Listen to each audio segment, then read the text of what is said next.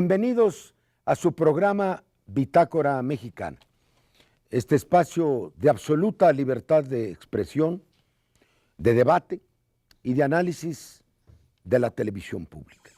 Debo decir, uno de los pocos que quedan con absoluta autonomía de los intereses creados. Desde aquí, nuestros saludos muy cordiales y reconocidos a Carmen Aristegui, que acaba de ser privada por esas mismas razones de su espacio radiofónico.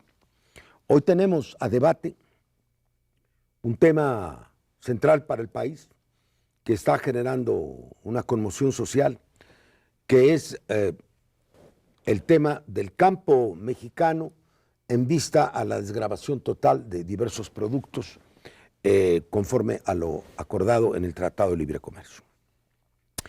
He invitado a tres distinguidos especialistas y presento primero al diputado Alejandro Chanona, que es doctor en ciencia política y maestro en estudios políticos europeos por la Universidad de Essex, Inglaterra, que ha sido profesor de tiempo completo en la Universidad Nacional y coordinador del Centro de Estudios Europeos, y ha coordinado estudios que interesan mucho este programa, comparativos, ¿sí?, entre lo que han sido otros tratados de integración, fundamentalmente el de Europa, con el Tratado de América del Norte. Él es actualmente diputado federal, coordinador de la fracción de Convergencia y del partido del que fue secretario general.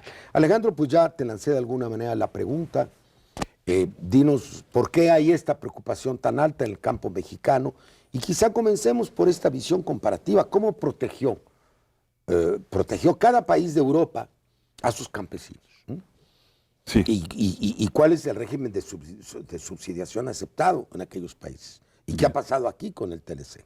Bien, cómo no, muchas gracias, Porfirio. Efectivamente, primero me sumo a nuestro afecto y solidaridad a Carmen Aristegui. Me parece que en un país democrático una voz tan importante, haberse desplazado en un momento sustantivo de su libertad de expresión, defensa del derecho a la información, es preocupante y estamos con el planteamiento, Porfirio. Embajador, el tema que nos ocupa es muy sencillo. En el caso de la Unión Europea y de Estados Unidos, los agricultores son actores sustantivos del pasado, del presente y del futuro de su sociedad. ¿Por qué? Porque producen alimentos, generan soberanía alimentaria, generan seguridad alimentaria, generan empleo para un gran sector de muchas familias y el Estado, con gran responsabilidad, los subsidia. Tanto en Estados Unidos con el famoso waiver, donde por subsidio, por cada productor se están pagando actualmente $26,000 anuales, en México estamos gastando $700. Y en el caso de la Unión Europea, tienen la política agrícola común, irrenunciable, innegociable, que tiene detenido entre otros a Doha, y que donde... Doha es el proceso de acuerdos de la Organización Mundial de Comercio. En ese sentido, aquí estamos ante un tema donde estamos desvalidos, descobijados, y en donde efectivamente hoy el 22% de la fuerza laboral en este país, que se ubica en el campo, el 66% o el 60%, perdón, se dedica a la producción de maíz y queremos acabar de desgravar con el pretexto de que es un tratado que hay que honrar cuando el campo está postrado. En ese sentido, yo sí quisiera señalar que el planteamiento original es, pensemos en esta mesa sustantiva de expertos, empezando por ti, Porfirio. Muchas gracias. ¿Qué es lo que se tiene que hacer frente a un discurso autocomplaciente del régimen actual, donde dicen que tenemos que honrarlo? Y les digo una cosa como colofón, nadie está obligado a lo imposible, menos en un país pobre. Muchas gracias. Tú compartirías esta opinión, Víctor. Quiero presentar al diputado ahora local por el estado de Chihuahua, que fue también diputado federal en la 56 legislatura, que ha sido un líder social importante. Él es licenciado en Ciencias de la Comunicación del ITESO de Guadalajara, tiene una maestría de altos estudios en Ciencias Sociales en París, ha trabajado en diversas organizaciones sociales y campesinas y tiene diversos libros publicados sobre la materia. Víctor, ¿tú compartirías esta opinión? Totalmente, totalmente. Lo que dice el diputado Chanona lo avalamos, y no nada más de la teoría, sino desde la práctica cotidiana. Yo creo que el desplegado de ayer hay que guardarlo. El desplegado de Zagarpa y la Secretaría de Economía. Te lo vamos a discutir, ¿eh? Sí, vamos a ponerlo por ahí como el más claro documento, monumento al pensamiento simple. O al no pensamiento. O al no pensamiento, o al pensar que el país es un retrasado mental. Es el nuevo oficialismo, el oficialismo corporativo. El oficialismo corporativo que piensa que el país es un retrasado mental, que esa, además dice, preocupación y realidad. En más o menos 18 líneas trata de decir cuál es la realidad del campo mexicano. Yo creo que ni Fox tuvo tal audacia de sintetizar la realidad compleja del campo y además prescindir de aspectos tan importantes del campo como son la migración, como son la persistencia de la ¿Cuántos han migrado? pobreza. Hubo un informe del Senado norteamericano, ¿te acuerdas? Mire, cuando su iniciativa decía que habían emigrado 8 millones en 12 años, pero en la época de Fox eran como 4. los optimistas dicen que desde que comenzó el tratado han migrado 3 millones. No, eso no Y el, es cierto. y el Va Banco contra todo. Mundial, que no es de los optimistas, dice que 5 millones de gentes han emigrado. Desde 94. Desde 94, del campo. La pobreza. La pobreza entre 2005 y 2006 se incrementó en el campo mexicano. Pero no era un proyecto deliberado, Víctor. Yo recuerdo cuando el debate de la reforma del artículo 27 constitucional, me tocó participar en el Senado. Hubo documentos oficiales y hubo un debate con el asesor de Carlos Salinas, que era Pepe Córdoba, donde él declaró que el campo mexicano, en virtud del Tratado de Libre Comercio, tendría a concentrar la propiedad y hacer una economía agrícola extensiva. Y decía lo siguiente: el campo mexicano tiene hoy, decía, 32, 33 millones de gente sobre la tierra. Y le tiramos a que en 15 o 20 años, no recuerdo la cifra, baje a menos de 10 millones, cosa que no ocurrió, ha bajado como a 26. Entonces yo me pregunto, ¿no era claro desde entonces que el proyecto era la migración? Porque es la gran contradicción del TLC, que no va acompañado de un tratado migratorio, que es el crimen del TLC. Si sabían que la gente se iba a ir, no se iba a ir toda Ciudad de Nezahualcóyotl, o los suburbios de Monterrey o de Guadalajara. Se sabía que iba a pasar, ¿no es así? ¿Por qué fracasó ese proyecto de concentración de la tierra? Porque, según ellos, sí, Telles decía que sobraban 20 millones de campesinos mexicanos, que más o menos para Más hacer, o menos la misma cifra, bajar más a o 10. menos para hacer proporcional la contribución poblacional del campo a la contribución en el Producto Interno Bruto, tenía que ser 5 millones de gente en el campo, 5% del Producto Interno Bruto, más o menos. Entonces había que había una proporción entre porcentaje de campesinos en la tierra y porcentaje de su contribución a la riqueza interna. Sí, entonces teníamos 22% de la población económicamente activa en el campo y 5% del Producto Interno Bruto. Entonces hay que sacar 17 millones o 20 millones de campesinos, hacer un desplazamiento que ni en la Segunda Guerra Mundial se hizo, ¿no? Aquí quiero presentar a nuestro tercer invitado, otro muy distinguido militante y muy activo en materia de defensa de los campesinos, que es Max Correa, que es licenciado en Planificación y Desarrollo Agropecuario. Él milita en la Central Campesina Cardenista, es el secretario general de esa organización desde 1993 y ha participado activamente en el proceso de negociación, de diálogo, de acuerdos agrarios que finalmente no se acaban cumpliendo, como ya lo sabemos.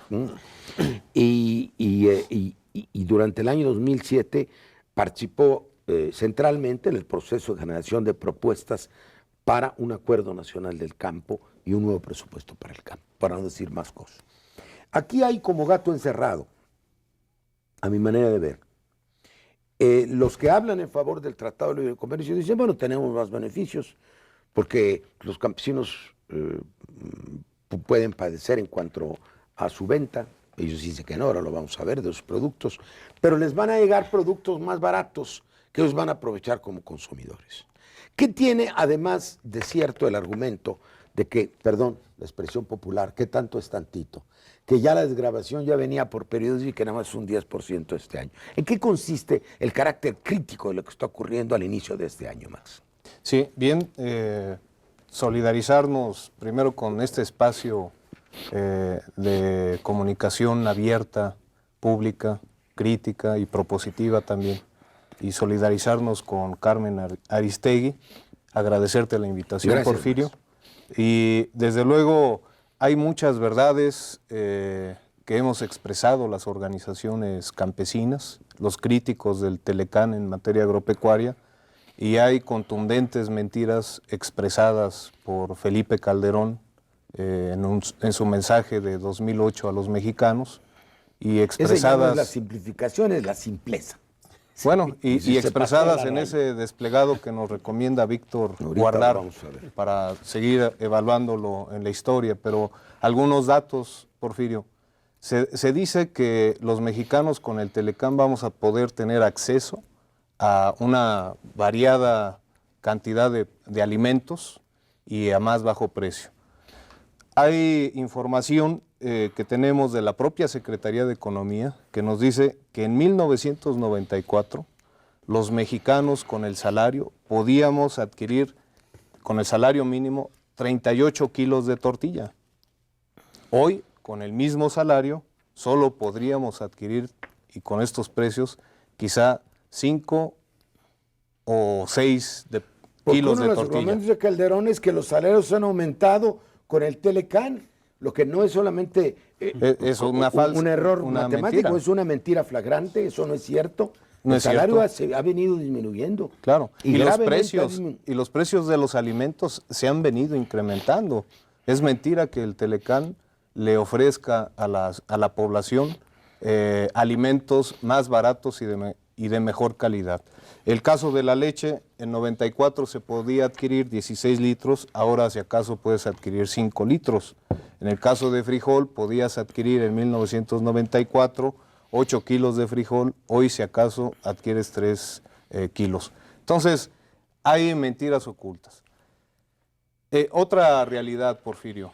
En 1994, Carlos Salinas reconocía en México alrededor de 12 millones de pobres.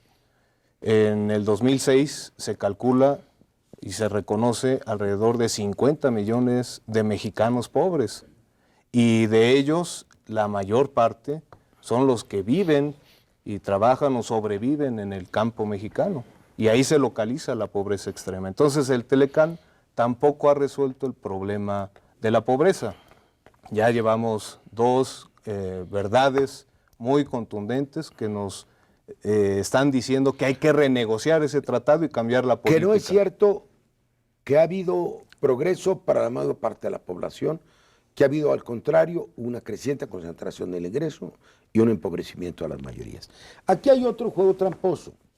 En el mensaje de Calderón se elogia en realidad a Salinas. Es interesante. Asume el pasado de los últimos gobiernos del PRI. Así es. Sí, sí. Porque han Dice que fue gobernado. un gran acierto. Algún gobernador del PRI pues, se permite contestarle, oiga, no, tiene usted razón en que el PRI lo hizo bien, los que lo han hecho mal son ustedes en aplicar el tratado. Esto viene a establecer este parteaguas. Hay quienes piensan que en sí la negociación del tratado, que es mi punto de vista, quiero recordar al auditorio que fui el único parlamentario mexicano que votó en contra del Tratado de Libre Comercio de América del Norte con las 2 manos, y dije en la tribuna, y no voto con los 2 pies también porque Nomás me caigo. Te contaron uno. Me caigo. Ningún otro votó en contra. Y tuve más de 17 debates sobre TLC, en cambio sobre estos temas. Es que no tengo por qué tomar posición ahora, la he tomado desde siempre. Y estos temas están discutidos en el Senado. Entonces hay quienes dicen, bueno, se negoció bien, y esto está en las caricaturas y en los editoriales, pero no se tomaron las medidas consecuentes a las decisiones que se habían tomado. ¿Las dos son ciertas o cómo se combinan, Alejandro? Muy bien. Yo creo que habría que separar, porque es un juego de percepciones en donde el régimen y los que están ahora en el poder quieren confundir a la sociedad, y les voy a explicar por qué, muy breve. Convencieron a varios legisladores que la bronca no es honrar el Telecán, el tratado firmado en su momento en 93, que entró en vigor el 1 de enero del 94, en donde surge también el movimiento zapatista, hay que tener conciencia histórica y memoria, y sacan un punto de acuerdo en la última reunión de la permanente para llamar a una mesa de concertación como si la bronca y la responsabilidad fuera de quien no se modernizó. Porque es un reparto de facturas. Ahora dicen, quién sabe quién no hizo nada en 14 años o 13, pero el tema es que ahí está el campo postrado y nadie asume la responsabilidad de Estado.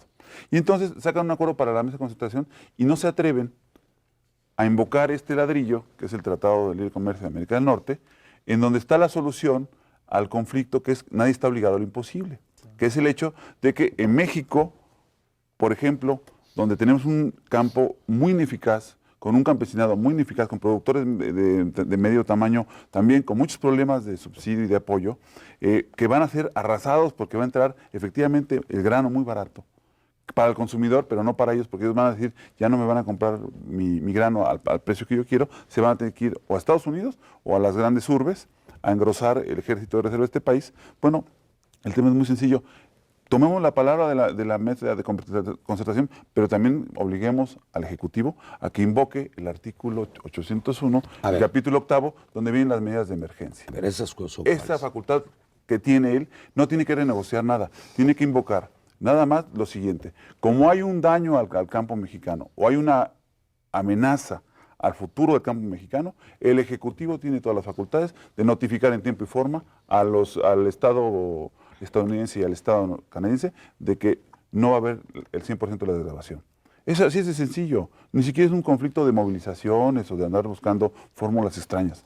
Por eso yo creo que son dos cosas que caminan paralelamente, Porfirio, compañeros, para que efectivamente vámonos al problema del campo, ya tocó fondo. ¿Es ignorancia o falta de voluntad No, política? en el caso específico, por ejemplo, de Acción Nacional, que promovió el punto, como lo dije, es una finta, porque no quieren asumir el compromiso de que hay que tomar al Telecán en su pie puntillas a la letra y modificar ya la estrategia. Vamos al segundo bloque. Quedan dos temas. Ahorita le sigues, incluso podemos dar la ronda así.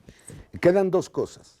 Las posibilidades de modificar conforme a las cláusulas de salvaguarda o casos de excepción el Tratado de Libre Comercio, eso es un punto.